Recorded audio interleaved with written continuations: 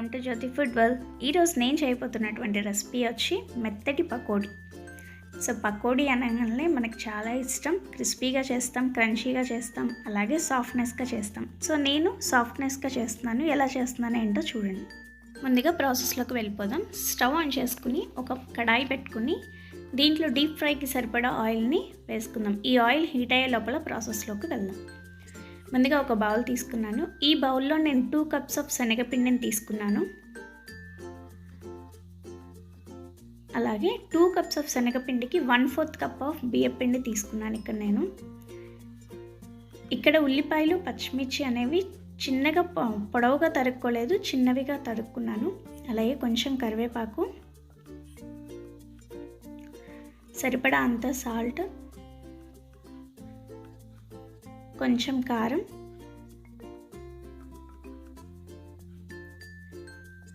ఇక్కడ వంట soda add చేస్తున్నాను నేను. ఇక్కడ మనకు మెత్తగా రావాలంటే ఎక్కువగా వంట సోడా యూస్ చేయాలి కొంచెం.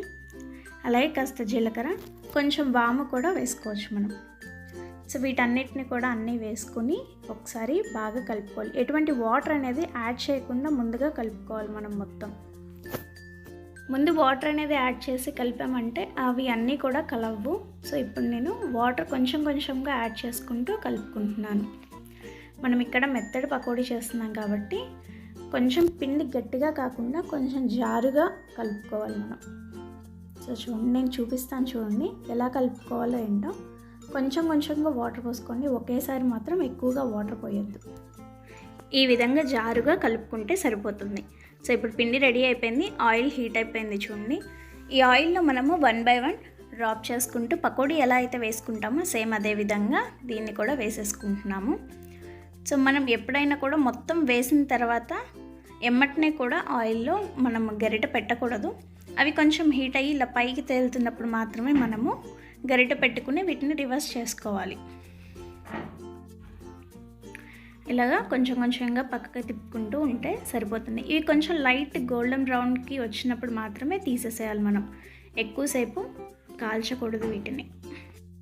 చూసారు కదా, ఎంతో ఈజీ ప్రాసెస్ అండ్ అందరికీ చాలా ఇష్టమైనటువంటి మెత్తటి పకోడీ. సో మీరు కూడా ఒకసారి ట్రై చేయండి. మీకు ఎలా వచ్చింది ఏంటో నాకు కామెంట్ చేయండి. Thank you for watching. Please subscribe my channel for more new videos. Thank you.